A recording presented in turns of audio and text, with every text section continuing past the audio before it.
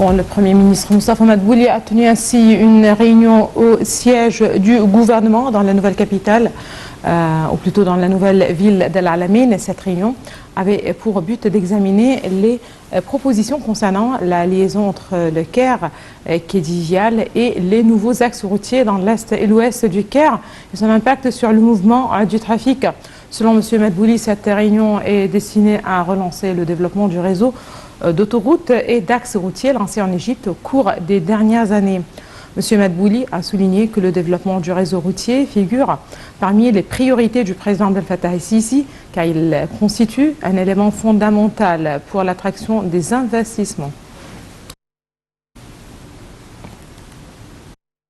Le centre des médias du Conseil des ministres a déclaré que l'Égypte avait pu en mettant en œuvre le programme de réforme économique en appliquant des politiques financières et monétaires équilibrées et faire face et s'adapter même aux défis et aux crises mondiaux et trouver des solutions appropriées pour contenir leurs répercussions négatives et réduire leurs effets sur l'économie égyptienne.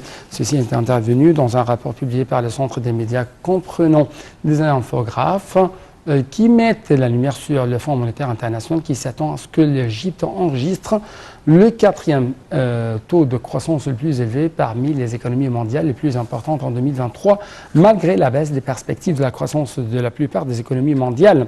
Le rapport a également souligné que l'Égypte poursuivait de déployer ses efforts pour améliorer l'environnement de travail et d'investissement, soutenir les secteurs productifs et étendre les initiatives de protection sociale, ce qui permet à l'Égypte de devenir un des pays qui ont pu atteindre un taux de croissance élevé à un moment où la croissance économique mondiale a ralenti. Le Conseil d'administration du dialogue national a tenu aujourd'hui sa troisième séance afin de poursuivre les décisions prises lors des deux dernières réunions. Au cours de cette réunion, le coordinateur général du dialogue national, Dia Rachouane, a salué le décret présidentiel grâce des prisonniers, espérant davantage la libération des détenus par une grâce présidentielle. Au cours de cette session, le Conseil d'administration du dialogue national a également cherché la mise en application des dernières décisions ainsi que la formation de 2 comités pour examiner les questions incluses dans les axes sociaux et économiques. Les organes du ministère de l'Intérieur ont poursuivi cette semaine leur campagne sécuritaire au niveau de la République pour faire face au hors de la loi, aux activités illégales qui impactent plutôt l'économie nationale du pays. Les opérations sécuritaires de cette semaine ont inclus les crimes liés au secteur de l'électricité, des fonds publics, des antiquités, des impôts et du trafic routier.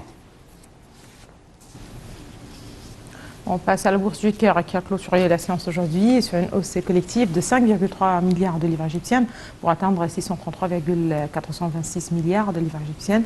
L'indice principal, le JIX 30, a grimpé de 1,17% pour atteindre 9 478,76 points. L'indice secondaire, le JIX 70, a lui aussi grimpé de 1,13% pour atteindre 1868,3 points. L'indice GX 100 a également haussé de 0,99% pour atteindre 2734,88 points.